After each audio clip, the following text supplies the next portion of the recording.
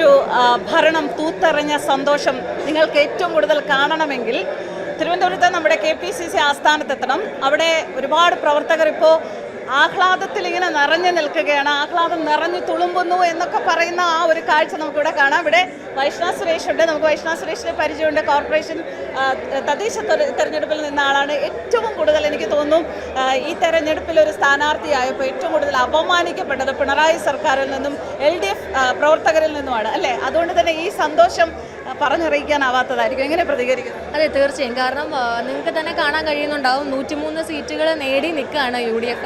അപ്പോൾ അത്രയും ശക്തമായിട്ടുള്ളൊരു ഭരണവിരുദ്ധ വികാരം ജനങ്ങളിലേക്ക് ആഞ്ഞടിച്ചിട്ടുണ്ട് എന്നുള്ളതാണ് നമുക്ക് മനസ്സിലാക്കാൻ സാധിക്കുന്നത്. പിന്നെ കൗണ്ടിങ്ങിൻ്റെ സമയത്ത് നമ്മൾ കണ്ടിരുന്നു 10 വർഷം കേരളം ഭരിച്ച ഒരു മുഖ്യമന്ത്രി പോലും സ്വന്തം ബൂത്തിൽ പോലും ലീഡ് ചെയ്യാത്ത തരത്തിലുള്ള, അതായത് പിന്നിലേക്ക് പോകുന്ന തരത്തിലുള്ള വാർത്തകളാണ് നമ്മൾ കണ്ടത്.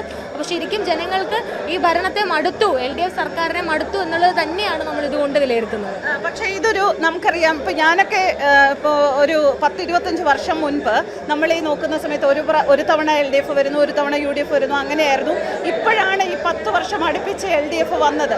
ഇത് ശരിക്കും പറഞ്ഞാൽ ഇനിയിപ്പോൾ UDFന് ഭരണം കിട്ടിക്കഴിയുമ്പോഴും അതൊരു മെസ്സേജാണ് അല്ലേ? ജനങ്ങളെ ദ്രോഹിക്കാൻ പാടില്ല, ജനങ്ങൾക്ക് എന്താണ് വേണ്ടത് എന്നുള്ളൊരു മെസ്സേജാണ്.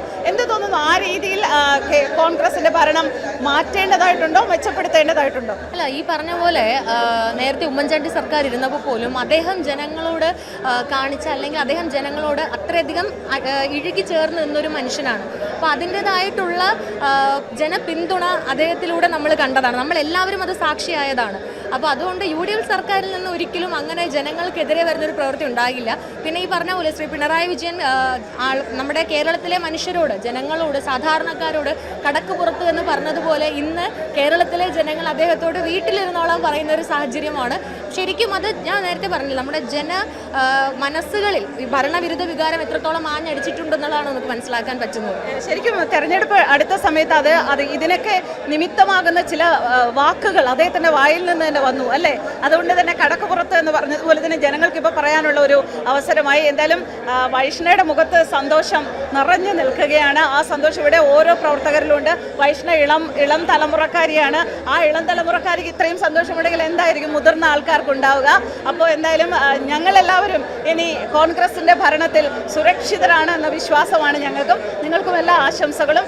ഇനി ഒരുപാട് നല്ല രാഷ്ട്രീയ കേരളത്തെ നയിക്കേണ്ടുന്ന അവസരങ്ങൾ വൈഷ്ണയ്ക്കും കിട്ടട്ടെ. Thank you.